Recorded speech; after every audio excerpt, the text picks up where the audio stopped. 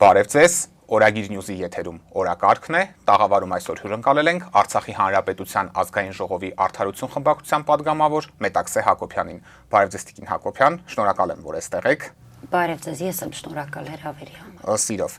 Տիկին Հակոբյան, Արցախի ազգային ժողովը օրերս երկրորդ ընթերցմամբ ընդունեց սահմանադրական փոփոխությունների փաթեթը, ընդ որում լայն կոնսենսուսով 30 կողմ ձայներով։ Խնդրեմ մանրամասնեք ինչ փոփոխություններ են կատարվել Արցախի մայրօրենքում եւ ձեզ համար որքանով էր սպասելի, որ այս փաթեթը կընդունվի լայն կոնսենսուսով ու բոլոր ուժերը կողմ կքվեարկեն փաստացի։ Հասկանալի է, որ արդեն իսկ պատերազմից հետո 2020 թվականի Արցախը հայտնվել էր ոչ ստանդարտ իրավիճակում եւ պետք է ցանկացած իրավիճակում գտնել լուծումներ, կարգավորումներ, որը երբևէ թույլ չէր տա Արցախի գլխատումը ցանկացած իրավիճակում, ցանկացած պայմաններում։ Եվ արդեն իսկ շրջափակման ժամանակ այն ժամանակվա նախագահ Արայիկ Հարությունյանի նախաձեռնությամբ ազգային ժողով սահմանադրական փոփոխության նախագիծ եկավ, որով կարգավորվում էր նախագահ ընտրելու հարցը ֆորս մաժորային իրավիճակում, այսինքն եթե ժողովուրդը չէր կարողանալու ընտրել, գոնե կարողանար այդ ընտրությունը անցկացնել խորհրդարանը, եւ արդեն իր հայտնի հրաժարականից հետո այդ հոդվածը հնարավորություն տվեց Արցախի նախագահ ընտրել, բայց այն կարգավորում էր մինչ 2025-ի մայիսի 21-ը։ Հասկանալի է, որ արդեն բռնի տեղահանումից հետո մենք բազմից տարբեր քննարկումներ ենք ունեցել այդ առումով, խորհրդատվություններ ենք ունեցել համապատասխանա ոլորտին արդեն տեղյակ մարդկանց հետ եւ հասկանալի էր, որ պետք էր փոփոխություն արվեր որևէ կերպ նույնիսկ իրավական առումով հանկարծ թույլ չտալ, որ այնպիսի process տեղի ունենա, որ Արցախը գլխատվի նույնիսկ հիմա, նույնիսկ այս իրավիճակում։ Բազմից խոսել ենք Արցախի պետական ինստիտուտների պահպանման կարևորության մասին։ Եվ պայմանավորված դրանով սկսվեցին բավականին երկարաժամկետ այդ աշխատանքները սկսվել էին եւ իր ընթացակարգային փուլը անցավ, տեղի ունեցավ առաջին ընթերցումը, այնուհետեւ Գերագույն դատարանը տվեց իր դրական եզրակացությունը, պետաիրավական մշտական հանձնաժողովը տվեց դրական եզրակացություն եւ երկրորդ ընթերցմամբ արդեն տեղի ընդունվեց փոփոխությունը սահմանադրական, ինչի այն իրենից ենթադրում, որովհետեւ այդպես ֆանտաստիկ որևէ բան չկա, այն հնարավորություն է տալիս նախ եւ առաջ ուզում եմ փաստել ի տարբերություն կամ ի հակառակը այն շարժումների, որ տեղի են ունենում, այս փոփոխությունը չի կատարվել որևէ մարդու համար կամ մարդկանց գործունեությունը պահպանելու համար։ Նշում են Շահրամանյանի եւ ազգային ժողովի падգամավորների գործունեության ժամկետը երկարաձգվելու համար է սա արվել։ Այն կոնկրետ արվել է պետական ինստիտուտների պահպանման համար, որևէ մեկը այս իրավիճակում եթե գնաց թիրախավորելու հնարավորություն ստեղծելու ոչնչացմանը պետական ինստիտուտների, դա դիտարկվելու է միանշանակ որպես պետական դավաճանություն եւ մասնակցություն Արցախի հարցի փակմանը։ Անկախ նրանից դա որ հատվածից է հասարակության։ Եվ սրանով կարգավորվում է այո այն հարցը, որ նախագահի ինստիտուտը կարողանա մնալ եւ կենսունակ լինել եւ գործունեություն ծավալել։ Ինչ վերաբերում է խորհրդարանը գործող սահմանադրությամբ արդեն իսկ կարգավորված է խնդիր չկա եւ այս փոփոխությունները չեն վերաբերում խորհրդարանի հետագա գործունեությանը։ Սա զուտ նախագահի ինստիտուտի պահպանման համար արված փոփոխություններ են եւ այո մի տարբերակ է այդ փոփոխությունների արդյունքում, որը նորից եմ կրկնում միտում ունի պահպանել ինստիտուտը, դա նաև հնարավորությունն է ընտրության միջոցով կրկին անգամ նախագահ ընտրել։ Մայիսի 21-ից հետո նոր նախագահի ընտրություն պետք է լինի։ Կարող է նաև այդ տարբերակը լինել, այո։ Տիկին Հակոբյան, արցախցի որոշ գործիչներ առաջարկում են նոր նախագահի ընտրությունը ոչ թե ազգային ժողովի կողմից իրականացնել, այլ on-line քվեարկությամբ, որին կմասնակցեն բոլոր արցախցիները, այդ թվում նրանք, ովքեր նաև Հայաստանից են հեռացել։ Ինչպես եք վերաբերվում այս առաջարկին ու որքանով եք այն իրատեսական համարում, հաշվի առնելով ներկայումս ստեղծված իրավիճակը եւ հատկապես Հայաստանի իշխանությունների կողմից դրվող խոչընդոտները այս հարցում։ Գիտեք, բնական է, որ ի սկզբանե մենք դիտարկել ենք բազմաթիվ տարբերակներ, այդ տարբերակներում էր նաեւ այս on-line ընտրություններ անցկացնելու տարբերակը, որովհետև այո, կա նաև միջազգային փորձ նման 4 ժամկետներ են դնում, այնուհետև իրականացվում է այդ գործընթացը։ Եվ մենք ի վերջո հանգեցինք սահմանադրական փոփոխությանը, որովհետև բոլորը այսպես բացասման մեթոդով եկանք հասանք այն մտքին, որ այդ բոլոր տարբերակները շատ վտանգավոր են եւ հավանականությունը, որ այո, ուղղակի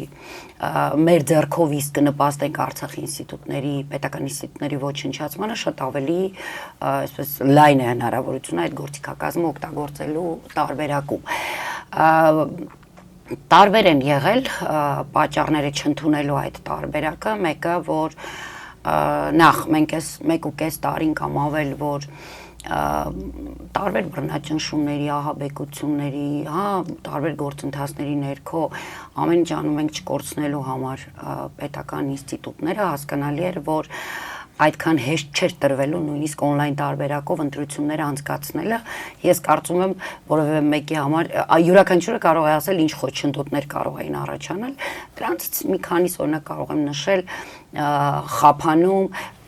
խոսում ենք, որ կայքերը առ այսօր հասկանալի է, որ ամեն ինչը վերահսկվում է հենց իշխանությունների կողմից։ Արցախի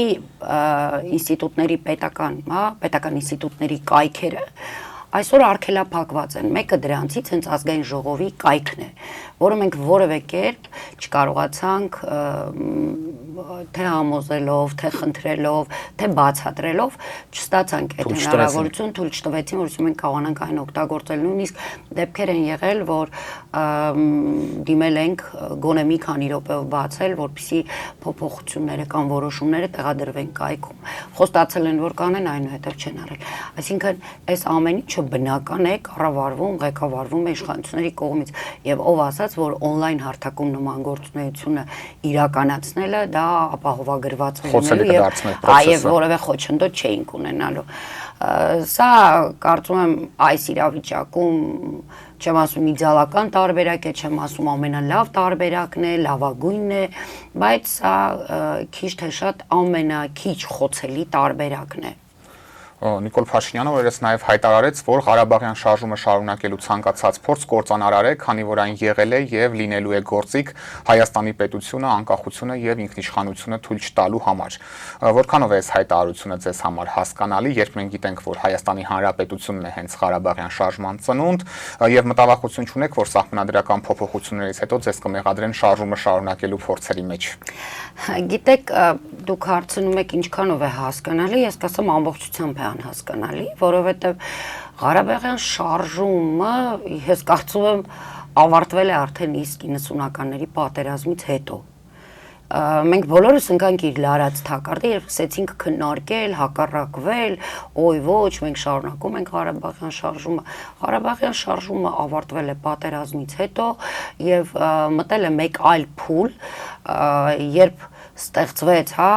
կոչվեց Արցախի Հանրապետությունը, սկսեց կենսունակ լինել, ձևավորվեցին պետական ինստիտուտները, թեկուզ եւ չճանաչված,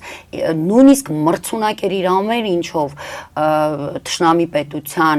թշնամի պետությանը նույնիսկ եւ բոլոր առումներով կայացած պետություն էր։ Ժողովրդավարական ասպեկտներով, ինստիտուտներով։ Եվ ես ձեզ ասեմ, աշխարհը թեկուզ եւ չէր ճանաչել, բայց այն հանգամանքը, որ ընտրությունների ժամանակ կային դիտորդներ եւ ընդունում էին այդ ընտրությունները, ԵԱԿ Մինսկի ձևաչափով հանդիպումները Արցախի նախագահների հետ, դա կարծում եմ շատ բանի մասին է ասում։ Եվ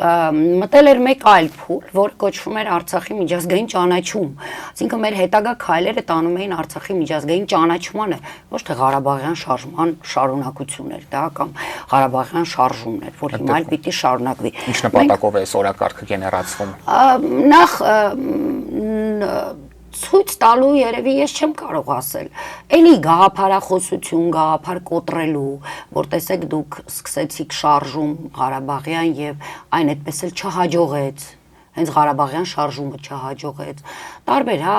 այդ մարդը, գիտեք, այնպիսի տեխնոլոգիաներ է կիրառում, որ երբեմն մեզ համար հասանելի ու հասկանալի չեն, մինչև վերջնարդյունքը չենք տեսնում, որտեղ իր վրա կոնկրետ իր կառավարության վրա ներդրումներ են արվում, բավականին դրանք լուրջ գործիքակազմ է, որը տրվում է իրեն։ Եվ հետևաբար մենք ոչ թե հիմա Ղարաբաղյան շարժում ենք անում, այլ մենք ընդհանրապես մեր իրավունքների պաշտպանությանն ենք լծված, իսկ մեր ինքն է ապրել մեր բնորանում։ Իրավունքն է վերադառնալ մեր տներ եւ ապրել։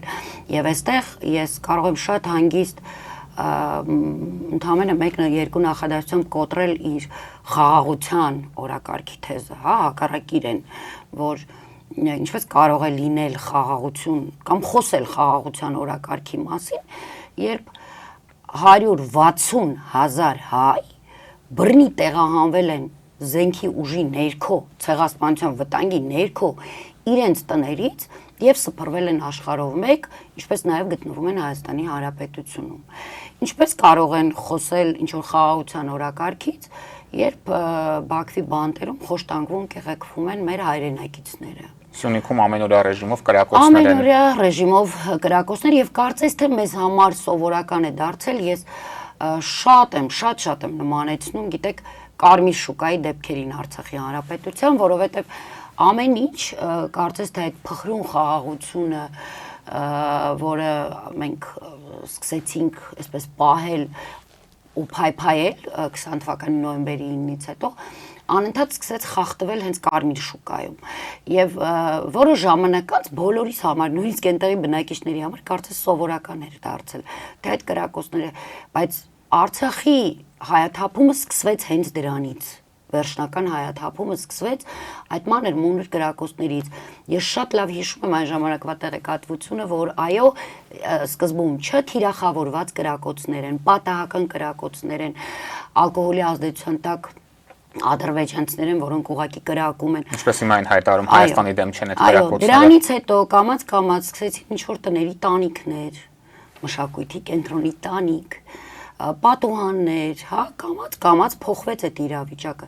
Եվ արդյունքում մենք արձանագրեցինք այն ցավալի փաստը, որ դա սկսեց տարածվել ամբողջ, այսպես, հա, Արցախով մեկ, եւ արդյունքը եղավ Արցախի հայաթափումը։ Ես որևէ կանխատեսում չեմ ուզում անել այս ուղղությամբ եւ Աստված մի արածցե, որ նման սցենար կրկնվի, բայց շատ ամեն ինչ նման է ու մենք բազմից տեսել ենք, ականատես ենք եղել, որ թե Ադրբեջանը, թե Հայաստանի իշխանությունները իրենց քայլերում հաջողածը կրկնում են մեկ այլ process-ում եւ հերթական անգամ հաջողություն են այդ առումով գրանցում։ Աստված մի արածցե, որ այդպիսի իրավիճակում երբևէ հայտնվեն այստեղ Հայաստանի որևէ մեր հայրենակից կամ մենք բոլորս, բայց ամեն դեպքում կարծես թե ընթացքը այդպիսին է։ Եվ հետեւաբար այն ինչից խոսում են այս իշխանությունները, դա ոնց որ ժամանակին մենք ասում էինք, հա, Արցախի իշխանությունները այս կարծես թե մենք բոլորս ռումբի վրա ենք, բայց անդադ փափուկ բարձ են դնում, նույնիսկ 20 թվականի նոյեմբերի 9-ից հետո, որ մենք այլևս ոչ մի խնդիր չունենք, մեզ պետք է միայն ուտել, խմել, չաղանալ եւ տնտեսապես զարգանալ։ Այո։ Հիմա նույն սցենարը, նույն խոսքը ասում են այստեղ Հայաստանի իշխանությունները։ Հա, Ադրբեջանը կրակում է, Հայաստանի վարչապետը ասում է երբևէ չի լինի պատերազմ։ Ասում են խաղաղություն է լինելու, որտեղից նրան այս վստահությունը այս դեպքում։ Գիտեք, ես իրականում չեմ կարող ասել, որովհետև այն տեղեկացվածությունը, որ իրենք ունեն, բնական է մենք չունենք եւ մենք ընդհանրապես մեր տրամաբանության արդյունքում ենթադրություններ ենք անում, բայց մի կողմից սա նորից եմ կրկնում նման է, երբ Արցախի իշխանություններն էին ասում նման բան, ստացվում էր, որ ուղղակի ուղիղ խափում էին ժողովրդին։ Հիմա այստեղ էլ չէ, հնարավոր է, որ ուղղակի ուղիղ խափում են ժողովրդին, երկարաձգելու իրենց իշխանությունը։ Եվ հաջորդը, որը կրկին լավագույն սցենարը չէ, պայմանավորվածություններ են սրանք Ադրբեջանի հետ, եւ սրանով նաեւ ամրանում է այս իշխանությունների դիրքը այդ առումով, որ ես վստահ եմ, վստահաբար դες ասում եմ, որ չի լինելու պատերազմ, բայց չի լինելու ինչի դիմաց։ Մենք բոլորս համոզվել ենք, չէ, որ 2020 թվին այն ինչ որ տեղի ունեցավ Արցախի համար չէր։ միայն։ Արցախը դա նախերգանքներ։ Անգամ Նիկոլ Փաշինյանն է դա հայտարարում։ Այո, եւ անմիջապես պատերազմից հետո Արցախյան 44 օրյայից կարճ ժամանակ հետո Հայաստանի սուվերեն տարածքները գրավեցին, բաց այդ գրավեցին Ադրբեջանի կողմից, առ այսօր շարունակում են մնալ գրաված։ Եվ այն հայտարարությունները, որ անում են Ադրբեջանի պաշտոնյաները եւ նրանց նաև ձայնին միանում են Թուրքիայի պաշտոնյաները, վերջերս եւս թուրք մի պաշտոնյա հայտարարեց, որ չկա այլ ընտրանք Զանգեզուրի միջանցքին, սանդեպ իդեպ իրենց ձևակերպումն է, եւ դա միանշանակ պիտի լինի եւ անխոչնդոտ պիտի լինի իրենց կապը թուրքական աշխարհի, եւ եթե այս ֆոնի վրա խոսվում է, որ ոչ մի խնդիր չկա եւ պատերազմական որևէ վտանգ չկա, հնարավոր է նաեւ այդ տարբերակը, բայց հարց, ինչի դիմաց դա կարող է տեղի ունենալ, որտեղ Ադրբեջանի Թուրքիայի նպատակները մեր համար հասկանալի են, այս կողմի այսպես հանդարտությունն ու հանգստությունը եւ անհասկանալի են եւ հասկանալի։ Իսկ որը կարող է լինել այդ գինը ձեր կարծիքով այդ խաղաղության փոխում։ Այստեղ արդեն ենթադրություն չկա, այստեղ հստակ մենք տեսնում ենք այդ պահանջները, որոնք են կոնկրետ ինչքան էլ Հայաստանի վարչապետը թուրքական լրատվամիջոցներին կարծես կատակով էր ասում, որ մենք ասում ենք ըստ էության ինքը ձևակերպումը տվեց, որ այո, ամբողջ աշխարհը դա դիտարկում է որպես Զանգեզուրի միջանցք, Հայաստանի վարչապետը որպես խաղաղության խաչմերուկ։ Այսինքն ըստ էության իրենք դիտարկում են նույն բանը, տալիս են տարբեր անուններ։ Խաղաղության դիմաց Փաշինյանը միջանցք է պատրաստվում տալ։ Այո, անունը կդնի ինքը դրա խաղաղության խաչմերուկ թե մեկ այլ բան, դրանից իր տակ դրված նպատակները չեն փոխվում։ Եվ հետեւաբար գոնե ակնհայտ նպատակը դա է։ Ես չեմ ուզում ծավալվել, ավելին գնալ, որտեղ դրան զուգահեռ մենք տեսնում ենք նաև այլ հայտարարություններ ու պահանջներ Ադրբեջանի կողմից, հստակ ձևակերպած պահանջներ, Սյունիքի մասով, որի անունը կամ Հայաստանի մեծ մասով, որի անունը իրենք դրել են օրինակ Արևմտյան Ադրբեջան։ Ամբողջ Հայաստանի Հանրապետության։ Հիմնականում այո։ Եվ չեմ ուզում դեռևս դրա մասին խոսել ու դիտարկել դա, որովհետև այս փուլում իրենք հստակ ձևակերպում են իրենց պահանջը, դա Զանգեզուրի միջանցք կոչվածն է, որին կարծես թե չեն ընդդիմանում ուղղակի Հայաստանի իշխանությունները։ Տիկին Հակոբյան, ուզում եմ խոսենք նաև Արարատ Միրզոյանի վերջին հայտարարության մասին։ Արտաքին գործերի նախարարի պաշտոնը զբաղեցնող անձը օրեր առաջ խորհրդարանի ամբիոնից հայտարարեց, որ Հայաստանը բանակցություններում արցախցիների իրավունքների հարցը չի բարձրացնում, քանի որ Արցախում այլևս հայեր չեն ապրում։ Ձեզ համար այս փաստարկը որքանով է ընդունելի եւ չի ստացվում, որ նա փաստացի լեգիտիմացնում է Արցախում կատարված էթնիկ ստումն ու ցեղասպանությունը, որի հետևանքով էլ այսօր Արցախը հայաթափվել է։ Իրենք նոր չէ, որ լեգիտիմացնում են, առաջինը լեգիտիմացրել է հենց իրենց ղեկավարը, երբ սեպտեմբերի 19-ի 2023-ի ասաց, որ որևէ վտանգ չկա քաղաքացիական բնակչությանը։ Ապահով են այնտեղ, անվտանգությունը ապահովված է, որևէ խնդիր չունեն։ Բայրամովը Միրզոյանին Փաշինյանի հայտարարությամբ էր հերքում։ Այո, եւ գիտեք հետաքրքիրը որն է, որ Փաշինյանից լավ որևէ մեկը չէր պատկերացնում ինչ է տեղի ունենում Արցախում եւ նույնիսկ եթե այստեղ մեր հայրենակիցները ինչու՞ չէ նաև շատ քաղաքական ուժեր իրոք չէին պատկերացնում, որ Արցախը մենակ է մնացել իր այն ժամանակ արդեն 120,000 բնակչությամբ, որի գերակշիռ մասը կանայք, ծերեր ու երեխաներ էին, մնացել էր մենակ թուրք-ադրբեջանական այդ զույգի դեմ։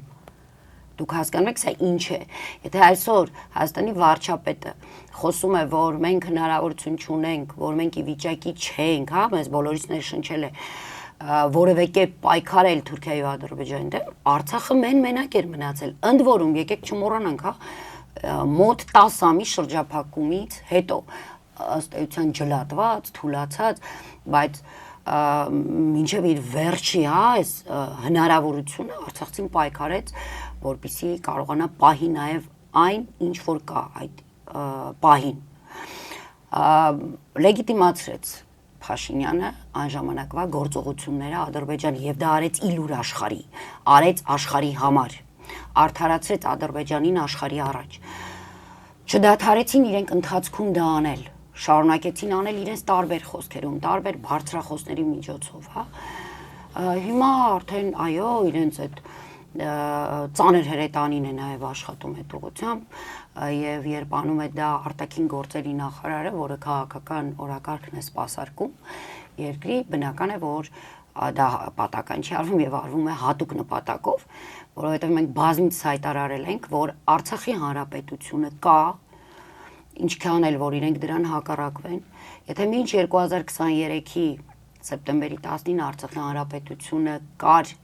շրջափակված հայերով եւ հայերն էին այնտեղ ապրում, հիմա Արցախի հանրապետությունը շրջափակված է, շարունակում է մնալ շրջափակված, բայց առանց հայերի, որովհետեւ այդ հայերին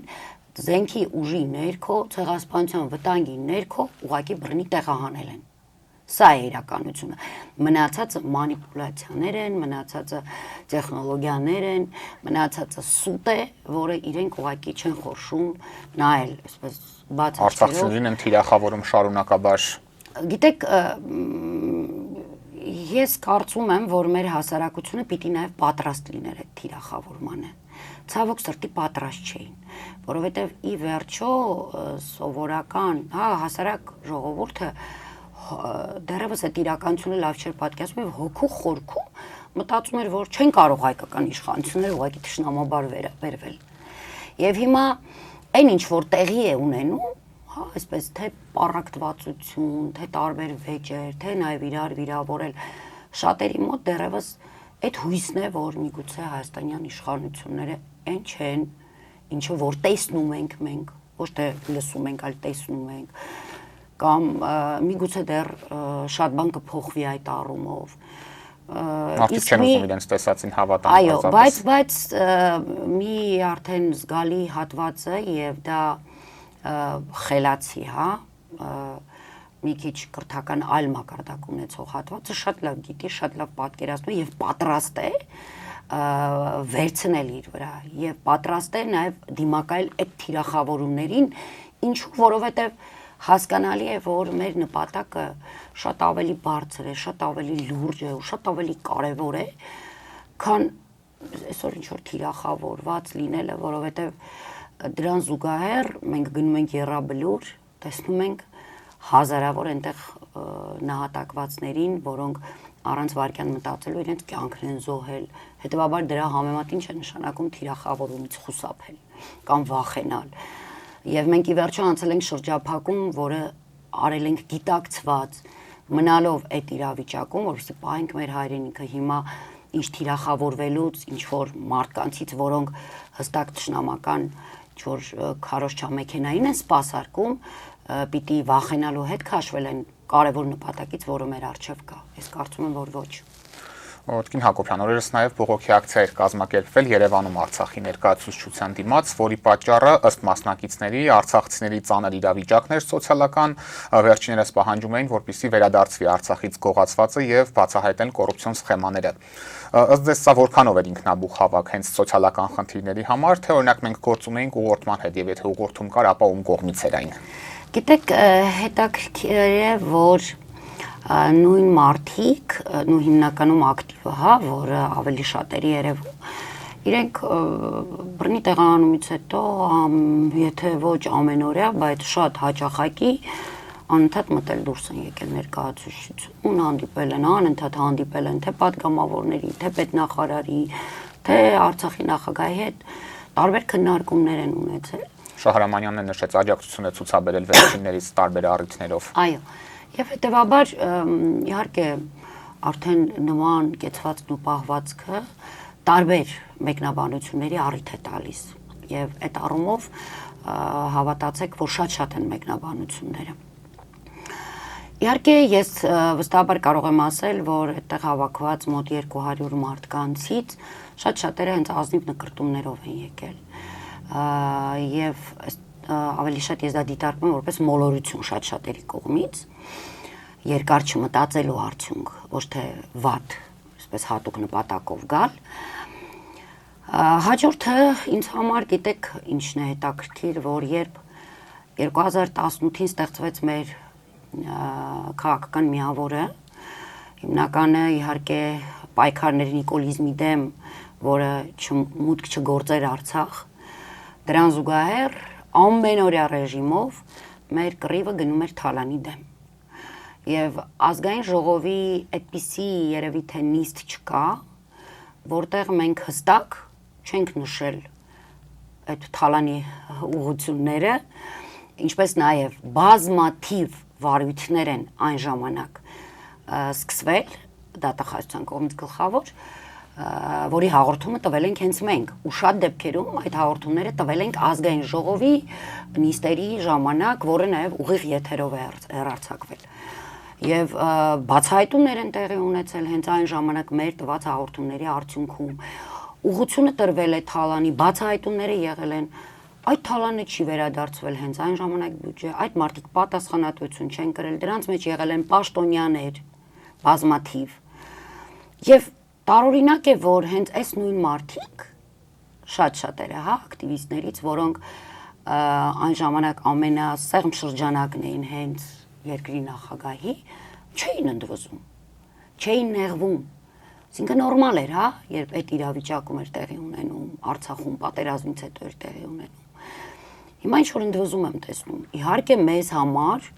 միշտ նաև եթե չլիներ պատերազմը, առաջնահերթ էր լինելու հենց դա, բայց պատերազմը շատ բան փոխեց եւ մենք սկսեցինք ուղղակի առաջնային երկրորդային դիտարկել, հա, որովհետեւ հասկանում ենք նաեւ որ այս իշխանությունների օրոք որևէ բացահայտումներ արդարության առումով տեղի չեն ունենալու։ Ուզում է դա լինի սոցիալական արդարություն, ուզում է ռազմի դաշտում տեղի ունեցած անարդարությունների, որևէ բացահայտում տեղի չի ունենալու։ Հետևաբար, եթե ունես պահանջը պիտի ձևակերպվի այսպես, այո, ես համաձայն եմ, որ պիտի այդ պահանջի հետևից գնացողը կամ առաջնորդողը լինեն թե օրենսդիր մարմինը Արցախի հանրապետության, թե կառավարությունը, թե անձամբ նախագահը, բայց դա պետք է լինի ցիվիլ, կիրթ, գրագետ, ոչ թե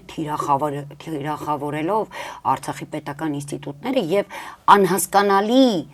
իրավիճակ ստեղծել Հայաստանի մեր հայրենակիցների համար եւ մոտ։ Ի վերջո, ես չգիտեմ, արդյոք այդ մարդիկ տեղյակ չեն, որ ապրիլի 14-ին, տեսեք բավականին ժամանակ առաջ, որովհետեւ առաջի հավաքը տեղի ունեցավ դրանից 4 օր հետո ըստեյության ապրիլի 18-ին։ Ապրիլի 14-ին կառավարությունը օրենքի փոփոխություն է սկսել քննարկել, որով Արցախի բոլոր ներդրումային հիմնադրամն է, գյուղ հիմնադրամն է,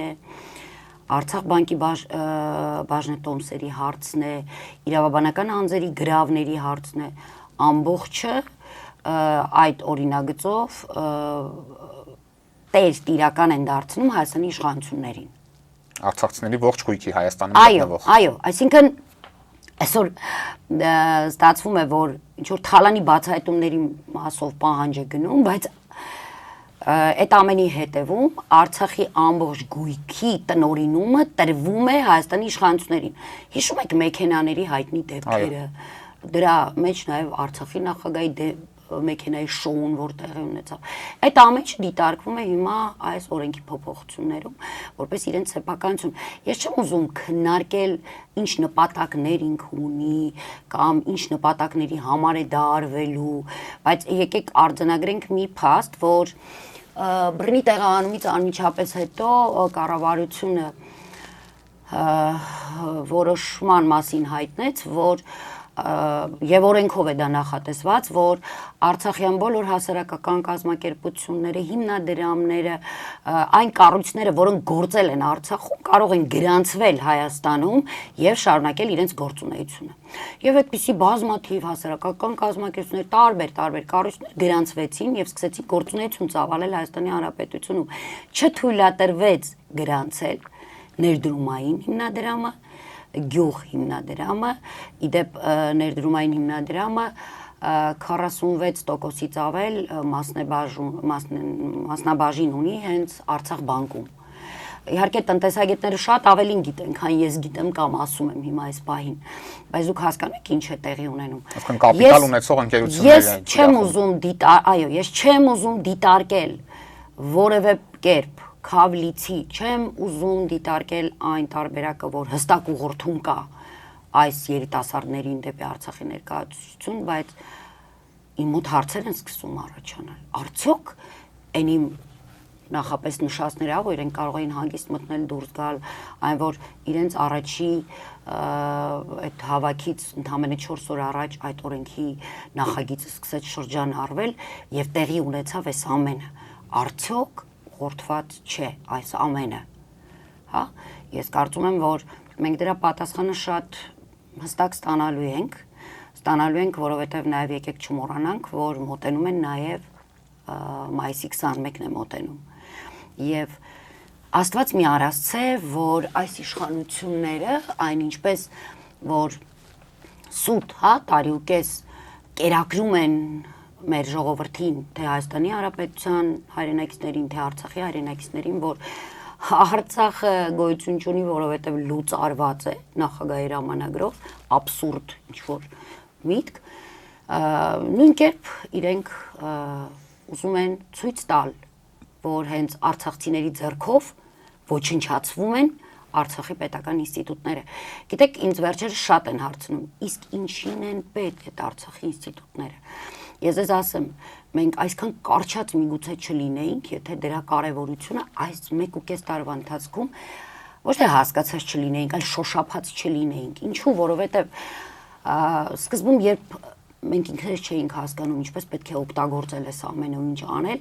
եւ շատ լավ էր որ կարողացանք ձևավորել հանձնախումբը Արցախցիների իրավունքների պաշտպանության հանձնախումբը, որը ղեկավարում է պարոն Օսկանյանը եւ իրենց այդ բուրըն գործունեության ընթացքում ընդ որում աշխարհով մեկ տարբեր միջազգային հարթակներում, տարբեր միջազգային դերակատարների հետ դրա փաստը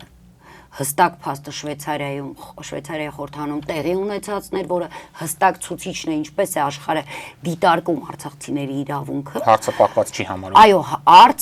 Արցախի հարցը ոչ միայն Շվեյցարիայում, ես վստահաբար կարող եմ ասել, համարյա թե ամբողջ աշխարհում։ Դրա համար այնպես համառորեն Մինսկի խումբը ուզում փակել։ Այո, որովհետև որևէ մեկը չի կարող հակառակվել Արցախցու իր բնորանում ապրելու իրավունքին։ Չի կարող, դրանով կփլուզվի աշխարհը, ուղղակի կփլուզվի, հասկանում եք, այն ամեն ինչի ինչի վրա որ ստեղծվել է Եվրոպան, արև, ընդհանրապես, հա, այն ինչի վրա որ կառուցված է, սա ամեն ինքը փլուզվելու է։ Եվ հետեւաբար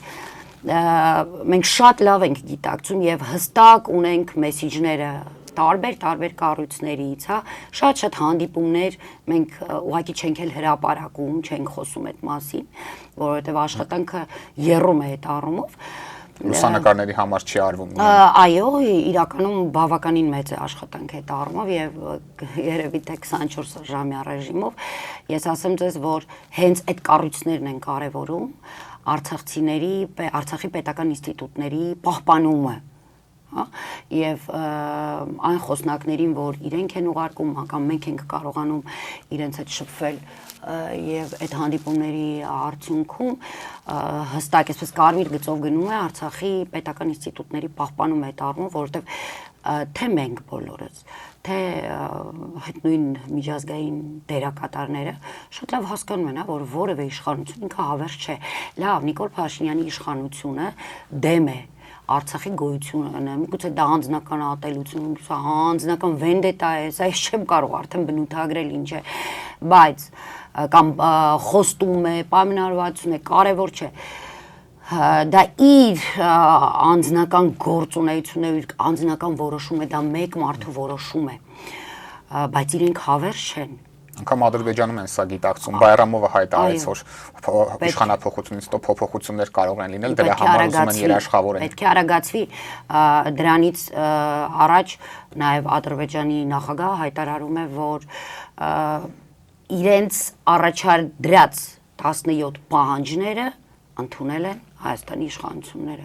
Իհարկե ես հակված չեմ էլ ուզում ոչ հավատալ, ոչ այսպես հալած յուղի պես ընդունել Ալիևի ասածները, Բռնապետի ասածները, բայց ցավոք սրտի ինձ համար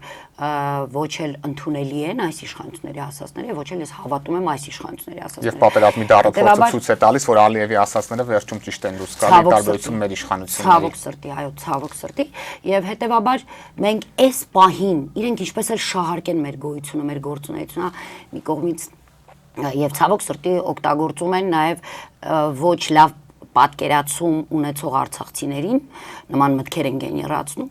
մենք իրենց այն հայտարարություններին, որ պետության մեջ պետություն, իշխանության գոյության դեպքում իշխանություն, ես թող նայեն մեր այս 1.5 տարվա անցած ճանապարհը եւ տեսնեն արդյոք կա այդ առումով ոտնձգություն մեր կողմից։ Մեզ համար հավասարապես թանկ ու գերագույն արժեք են Արցախն ու Հայաստանը։ Մենք որևէ կերպ ոչ մեր պահվածքով, ոչ մեր գործունեությամբ որևէ կերպ չենք թիրախավորել ու չենք էլ թիրախավորի Հայաստանի Հանրապետությունը։ Մի վարքյան անգամ չենք սասանի անվտանգային տեղից էլ այս փխրուն, այո, իրավիճակը եւ հետեւաբար մենք բնական բացարձակ պետություն չենք պետության մեջ, մենք այս պետության մի մասնիկն ենք եւ հավասարապես Հայաստանի Հանրապետությունը մեր հայրենիքն է, ինչպես մնացած թե 3 միլիոն, թե ընդհանուր 10 միլիոն հայերի համար, ինչպես նաեւ Սփյուռքի հայերի համար, այնպես էլ մենք չենք ձգտում այստեղ իշխանության, մենք մեր միակ գոյությունը պահպանումը մեր պետական ինստիտուտների գործունեությունը միտված է մեր իրավունքների իրացմանը, այն է Արցախ, արցախցիների վերադարձ։ Այսինքն փաստացի արցախցիների ձեռքով այժմ ուզում են գլխատել Արցախը եւ այս ամենը թույլ չտալ։ Ցավոք սրտի դեռևս այդպես է երևում այս ամենը։ Ես կարծում եմ, որ այնտեղ գտնվող ազնիվ տղաներն ու տղամարդիկ, ինչպես նաև կանայք եւ աղջիկները, շատ լավ տեսնելու են, հասկանալու են եւ հետ են քաշվելու։ Հակառակ դեպքում, այո, իրենց ձեռքով հենց Հայաստանի իշխանությունները փակելու են Արցախի հարցը եւ այն փոքրիկ հնարավորությունը, որ դեռևս մենք ունենք Արցախ վերադառնալու։ Եվ եթե իրենք հիմա խոսում են, որ այո, սոցիալական հարցերը կարգավորելու համար հիմա անհրաժեշտ է Թալանի հարցը բարձրացնել, ես նորից եմ կրկնում, Թալանը շատ կարևոր հանգամանք է, որից որևէ մեկս իրավունք էլ չունենք խուսափելու, այսինքն գնալու բացահայտման եւ որպես դրա վառապացույց մոռացած մեջբերումն անեմ 2021-ի հունիսին մեր խմբակցությունը նախաձեռնեց, մեր խմբակցության ղեկավար Դավիթ Գալստյան նախաձեռնեց ըստ ընթացակարգի, պիտի 9 պատգամավորի ստորագրություն լիներ, որպեսզի մենք ստեղծեինք հանձնաժողով, որը կկարողանար մտնել ներդրումային հիմնադրամ, որտեղ մեզ համար 7 սարերի ետևում էր ներդրումային հիմնադրամը, փաստաթղթերը տեսնելու առումով եւ կկարողանա ժողովրդին հուզող հարցերը վերհանել ջրի երես։ Այն ժամանակ մեր ընդդիմադիր պատգամավորներով 8-ն էինք, 9-րդ պատգամավորը այդպես էլ չգտնվեց մնացածի մեջ, ով կստորագրեր, որպեսզի մենք կարողանայինք մտնել ներդրումային հիմնադրամ եւ ջրի երես հանել, այո, այն բոլոր կեղծիքը կամ թալանը, որը տեղի էր ունեցել։ Եվ չգիտես ինչու այն ժամանակ իլուր աշխարհի դա հայտարարվեց, այդ գործընթացի մասին մենք թե լրատվամիջոցներով, թե ազգային ժողովի նիստերի դահլիճից խոսել ենք, ասել ենք, փաստարկներ ենք բերել, բայց էլի հենց այն ժամանակ էս նույն մարդիկ որևէ մեկը չեկավ ու այդ չէին նկատում ձեր։ Հա, կարծես թե չէին նկատում։ Եվ հասկանում եք, սրանից ելնելով թե անվստահություն կա, թե բազմաթիվ հարցեր են առաջանում այս առումով, որի պատասխանները ես կարծում եմ մենք շատ շուտ ստանալու ենք։ Եվ Տիկին Հակոբյան, Նիկոլ Փաշինյանի քաղաքացիական կինը Աննա Հակոբյանը հաջողակ տղամարդկանցից ու կանանցից հետո այժմ էլ հաջողակ ընտանիքներին է որոշել իր հետ ընտրելու պատվին արժանացնել, ինչի դիմաց բավականին նվազ գին է պահանջում մեկ անձի մասնակցության համար 1 միլիոն դրամ։ Ինչպես եք վերաբերվում այս նախաձեռնությանը եւ որն է Հակոբյանի այս եւ նմանատիպ կրթվելը նորաձև է եւ այլն նմանատիպ նախաձեռնությունների իրական նպատակը։ Նախ ես ամաչում եմ մեր հայրենակիցների իրոք փոխարեն են մարդկանց, ովքեր մասնակցում են նման միջոցառումների։ Գոնե գիտեք հանրային, գոնե բացահայտ։ Գիտեք, ես կողմ չեմ, որ մենք պիտի հավերժ սքանք, որտեղ իրոք սուկ թուլացնում է մարդուն։ Բայց գիտեք, մենք պիտի պատկառանք ունենանք, մենք պիտի ամոթ ունենանք։ Ես վստահ եմ, որ այդ մասնակիցներից երևի շատ ուղղակի չեն գնում եռաբլուր։ Իրենք չեն տեսել եղբայրականի տեսանյութերը Արցախում մնացած։ Այդպես էլ չփակված փոսերը։ Այդպես էլ չփակված փոսերը կամ նոր, չգիտեմ, կամ մարդկանց բակերում հուղարկավորությունները այդ օրերին, որովհետև նույնիսկ գերեզմանոցները հասցնել հնարավորություն չկար։ Ես դրա համար ամաչում եմ այդ մարդկանց փոխարեն։ Չեմ ուզում պիտակավորել, չեմ ուզում ոչ մի բան ասել։ Ի վերջո ես կարծում եմ, որ ձևական չի, որ մենք առաջ քրիստոնյա ազգն ենք ու պատասխանատվություն ենք այդ առումով կրում։ Ես կարծում եմ, որ մենք յուրաքանչյուրս նախ եւ առաջ մեր խղճի առաջ պատասխան տալուց առաջ պիտի մտածենք, որ մի օր հաստատ ենք Աստծո առաջ պատասխան տալու ու պիտի ապրենք դրա համար, եւ սա խոսքեր չի, որ ես ասում եմ։ Երկրորդը չեմ ուզում այդ մարդկանց քննադատել, ուզում եմ, որ այդ մարդիկ ուղղակի գիտակցեն, որ շատ շատերը Արցախում, երբ նման խրախճանքների էին մասնակցում այն ժամանակ, երբ մենք խոսում էինք մոտալուտ պատերազմի մասին, երբ մենք հորդորում էինք զգոն լինել, այդ մարդիկ, ովքեր խրախճանքի էին մասնակցում, գիտեք, իրենք էլ են տեղահանվել, իրենք էլ են գաղթի ճանապարհ անցել, իրենք էլ են ունեցել ծանր ապրումներ, իրենք էլ են զոհեր ունեցել։ Այսինքն որևէ մեկը այսօր Հայաստանի Հանրապետությունում եւս ապահովագրված չէ։ Արհավիրքից ապահովագրված չէ, քանի դեռ կան նման իշխանություններ։ Իսկ ինչ են անում այդ տիկինը, իր մերձավորները, իր շրջապատը, սա քարոզարշավ է։ Սա քարոզարշավ է, որտեղ չեմ խորշի ասել, գնում են մարդկանց, խափում են մարդկանց, օգտագործում են մարդկանց, վախեցնում են մարդկանց։ Արցախում էլ էին անում այսպես։ Գիտեք, ինձ համար մինչև վերջ անհասկանալի մնաց վախեցնելու գործոնը, որովհետև նույնիսկ պատերազմից հետո, երբ մենք ժողովրդի հետ խոսում էինք, ասեմ, տեսախցիկներից հեռու, երբ անունները չէիր տալու այդ մարդկանց, իրենք այո քննադատում էին իշխանություններից, ասում էին, որ հենց այո Արցախի իշխանությունների նաև օգնությամբ Արցախը կարող է կործանվել, բայց վախենում էին հանրային որևէ խոսքից կամ գործունեությունից, որտեղ իրենց աշխատանքից ուղղակի կազատ էին։ Օրինակ, սա պատճառաբանություն էր։ Հիմա ունեն այդ մարդիկ Արցախում աշխատանք։ Հիմա լավ է իրենց կյանքը։ Այսինքն այդ վախը էլի ինքը որևէ բանի չբերեց։ Այդ վախը բերեց արհավիրքի, սարսափի, ավելի այլանդակ բաների։ Այստեղ էլ ենք շատ լսում, մարդիկ ընտանիք են պահում, ինչ անեն։ Այո, որովհետև ես ինքս էլ եմ շփվում շատ մարդկանց հետ, ովքեր պետական համակարգում են աշխատում եւ բարոյական, լավ մարդիկ են, բայց այո, իրենք վախենում են։ Իրենք վախենում են, որ կմնան առանց աշխատանք, բայց գիտեք ինչն է այստեղ աբսուրդը, որ իրենք չեն վախենում, որ կմնան առանց հայրենիք։ Իսկ դա սարսափելի է, մնալ առանց հայրենիք։ Երբ որ ես այսպես խոսում եմ, շատերը թիրախավորում են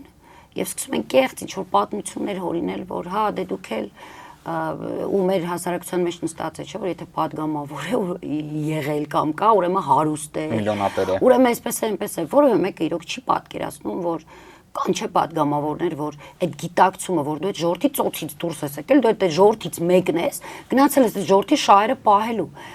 Եվ դու բացարձակ նպատակ չես ունեցել այդ ճանապարհը անցնելուց ուղղակի հարստանալու։ Չի հասնում գիտակցությանը, երբ դու այսպես խոսում ես, ինձ թվում է, որ դու որևէ խնդիր չունես սոցիալական առումով, հետեւաբար ինչպես իրենք են սիրում ասել, ձայնը տակ տեղից է գալիս։ Եվ անդրադառնալով այդ կրթվելը նորաձև է, ես էլի շատ եմ խոսել, էլի եմ ասում, կրթվելը չի կարող նորաձև լինել, կրթվելը դա պահանջ է, ուղղակի կենսական պահանջ է։ Ուտելու նման, քնելու նման, որտեվ եթե դու եւ նաեւ մեր ժողովրդի մեջ, հա, կրթված հաջողակ մարդկանց էլ շատ դեպքերում հենց այս իշխանությունների օրոք սկսեցին չսիրել, որտեվ ժողովրդի մեջ մտցրեցին, որ եթե մարդը հաջողակ է, ուրեմն ինքը հաջողել է քո հաշվին։ Պարտադիր թալանել է։ Թալանել է։ Ու չեղավ են գիտակցում, որ մարդը միգուցե հաջողակ է, որտեվ ժամանակին այո, կրթվել է, անդադար կրթվել է, շարունակում է կրթվել։ Եվ ոչ թե կրթվել է կարող է նորաձև լինել, այլ եթե դու նպատակ ունես այլ կերպ ապրել, այլ բովանդակությամբ, այլ մակարդակում, ուղղակի պիտի կրթված լինես, դա ընտրության հարց է։ Ոնց կարող է գիրք կարդալը նորաձև լինել, օրինակ, ոնց կարող է։ Ես այդպիսի բան չգիտեմ, ես նոր եմ լսում, սրանք նոր թեզեր են, որը հակառակը ժողովրդին Գիտեք, տանում են նրան, որ այո, չկրթված մարդը կարող է իշխանություն ունենալ, անկիրթ մարդը կարող է իշխանություն ունենալ։ Եվ ցույց են տալի, որ հենց իրենք ունեն կրթվելու Այո, որովհետև եթե իրենք նոր են սկսում ուսումնասիրել հայոց պատմությունը, իսկ իրենց այդ ժամանակ առ ժամանակ իհարկե տենց առանձնապես չեմ հետևում, բայց հնչեցրած մտքերից այդպես է թվում,